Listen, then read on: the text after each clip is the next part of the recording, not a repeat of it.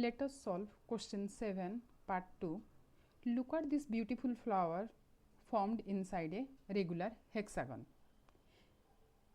The side of hexagon is given as 42 centimeters. We have to find the total perimeter of all the petals. So we need to find the perimeter of these petals, not the dotted lines, only the petals.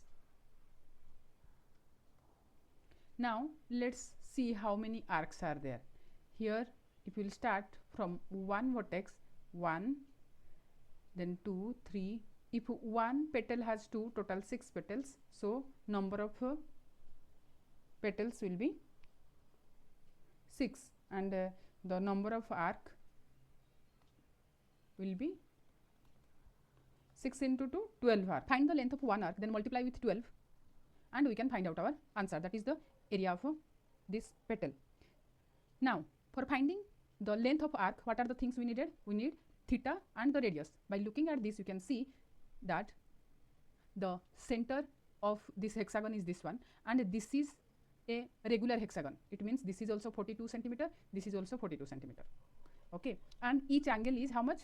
That is sum of the angle divided by number of sides, that is 120 degree each angle. Now half of the angle, we are talking about one arc, so half of the angle will be 60.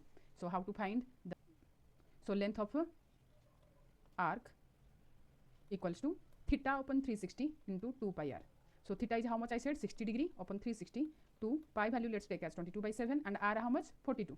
What you will get? 0 cancel, 6, 2 3 ja, then 7 6 ja 42, 3 2 ja 6. So we are getting 44 centimeter. That is the length of one arc. How many arcs are there? 12. So the answer will be 12 into 44, that is 12 4 ja 48, 12 48 plus 4 52, 528 centimeter, and this is our answer.